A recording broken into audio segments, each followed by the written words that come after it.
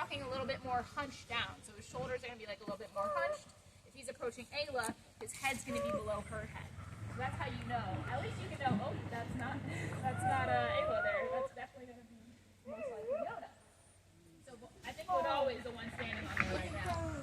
So now they hear the truck, so they're getting excited. And just a little bit of disclaimer, we are feeding them a carcass today. So it might look a little gnarly. What is it, a deer? Yes, it is a deer. Now our wolves are geriatric, so what does that mean? They're old. In the wild, they would already be dead. Even if they lived a fantastic life in the wild, they would be dead. Their average lifespan is only about 4 to 6 years old. They can reach 8. Our wolves right now are 8 and 9 years old. However, they have very different conditions living under human care than the wild. They don't have to spend a ton of energy trying to get their food because we provide it for them. They don't have to worry about rival packs or grizzlies or anything stealing their prey from them after they spend all that energy catching it. They don't have to worry about that. And they also have great access to medical care, so they don't have to worry about that either. We've got all their shots.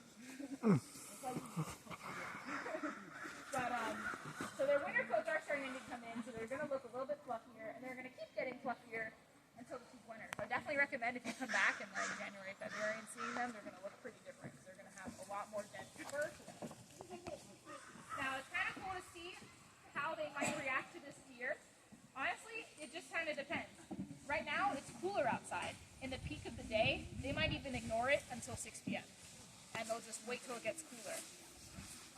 Sometimes, Ayla might sit back because the alpha usually gets first dibs, right? So sometimes she might sit back and she'll wait, and she'll let the less dominant wolves start. So we do have 2 packs here right now. We have a pack of 3 and a pack of 2.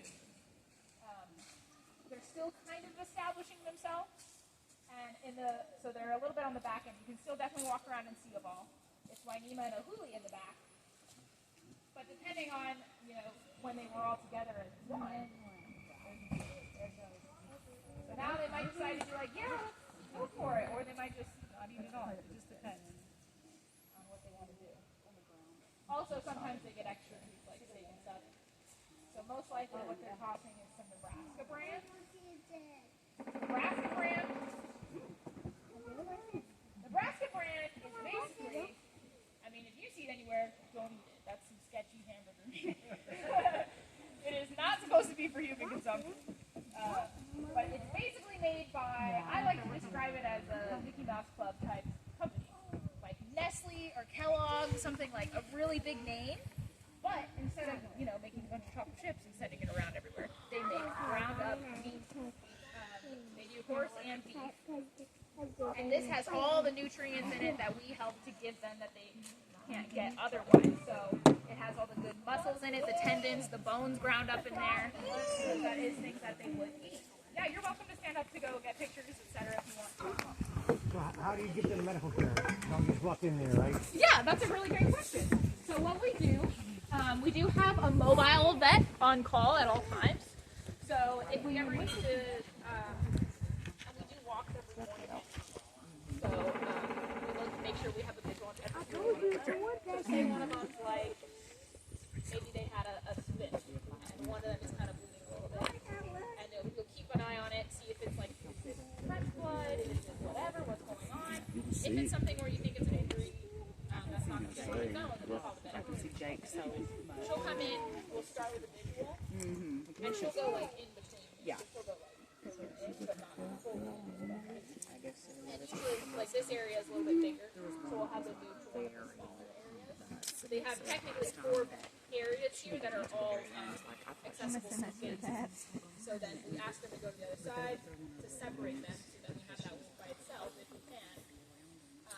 And then based on the discretion of the vet, if she wants a closer look, we do have staff available to dart them. So they will be anesthetized, and then the vet will either go in herself after it's safe to do so, and she'll do a physical examination, and then upon further that, we'll transport them to a vet. Say she's not available, and then other local vets that we have on our list are not available either, we are able to take them down. So we'll take them to the medical center there. They have an excellent veterinary program. Yep, so this is what wolves will do in the wild.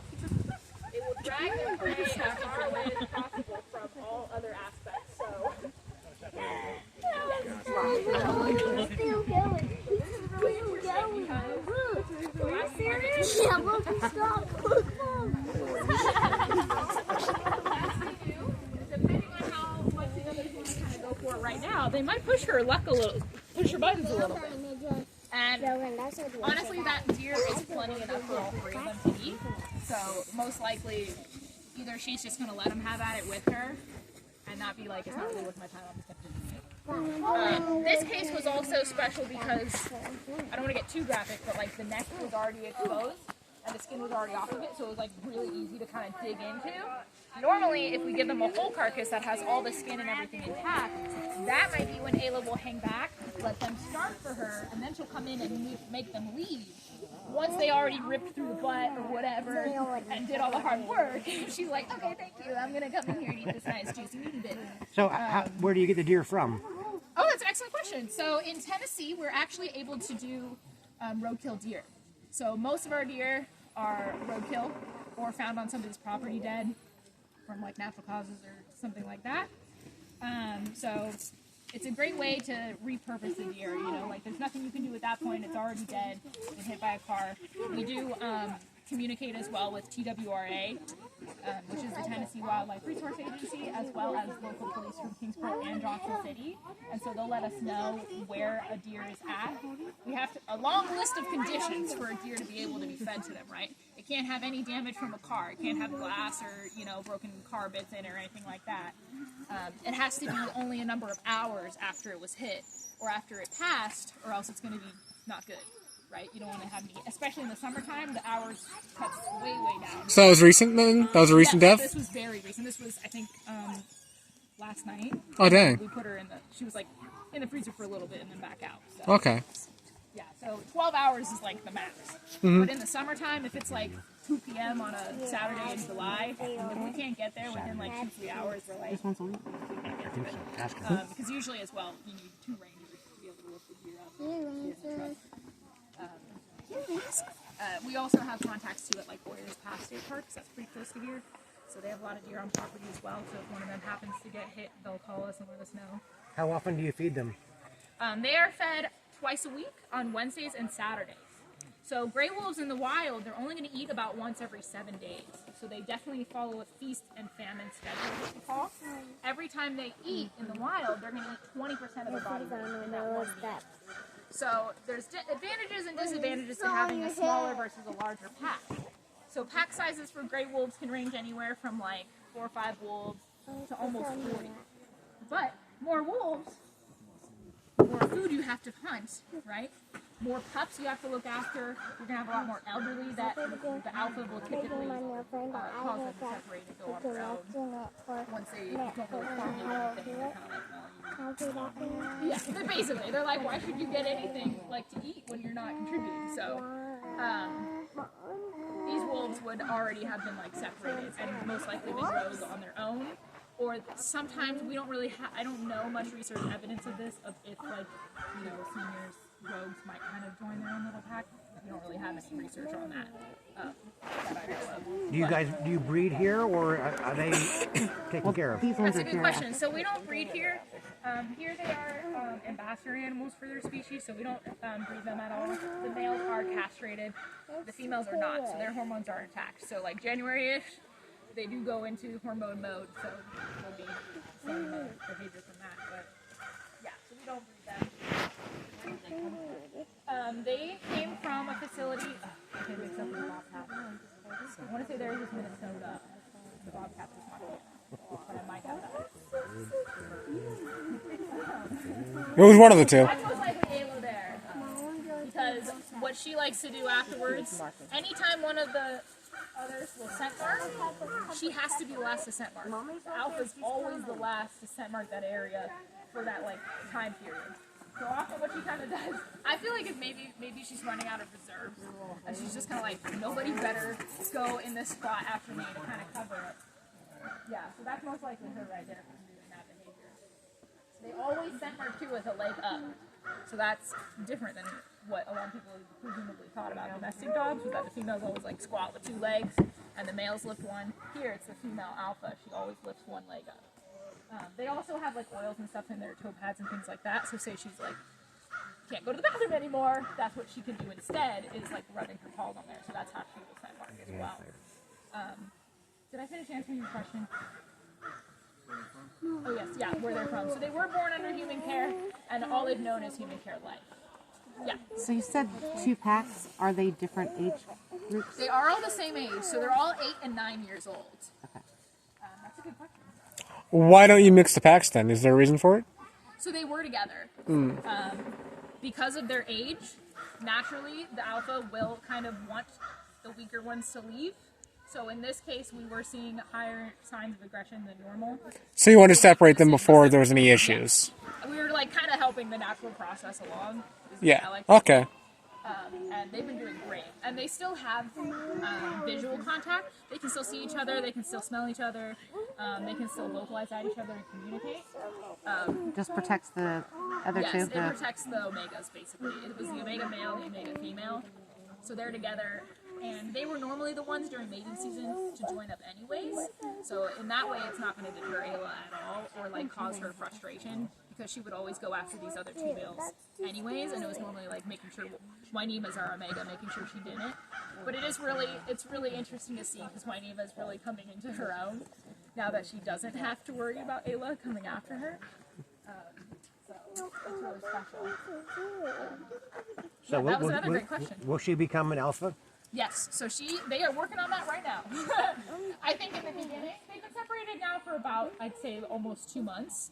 So in the beginning, there was a lot more visual kind of like, are we going to be rejoined? Are we not? And because of that, there was a little bit more howling, I think, because they were kind of establishing themselves. Every time wolves howl in a group, it's a chorus howl. So that is way more complex than what you originally thought. And researchers are kind of like, well, we think this actually means a lot more different things than just either the group rejoining or just doing it to do it kind of a thing. So they actually do it as a bonding experience. So the same way we might go sit at our dinner table if you have Thanksgiving dinner and everyone's together, but it's also reestablishing the hierarchy every single time they howl. So it's also Ayla being like, all right, we've all adjourned here. You called this meeting. What's going on? You know what I mean? So it's like singing a road trip song for a family or something. It's like yeah, but it's also kind of like if whoever's driving, say they're the leader and they're in okay, charge, yeah. and say you like keep changing the playlist, and they're like, stop it, everybody, listen up. Like that's basically Yeah, what okay. it is. Yeah. So I see them drinking right now. Is that their only source of water? No, they have multiple other like basins around that we fill. So they do have multiple sources of water. Wynema and Ahuli don't come into this area, so they have multiple, like, they're basically giant, like, buckets. Yeah. But they're more shallow. They're not, like, super deep. And they're close to the fence, right? Yeah, they're kind of more in the back area. They don't have, like, that pond, but they would really never go in there. Wolves normally avoid going in the water unless they're trying to like get through it to get somewhere else, and that's kind of their option. Sometimes I'd see them maybe going in there, like they'd be drinking and then they'll like fully stand in it in the summer when it's really hot. Like that time when it's right on the edge, they'll like fully go in there and just be like, let's slurp, get their water. But normally what they do to cool off when it's really hot is they'll actually dig like little bowls in the ground. So they'll kick up all that hot dirt sitting on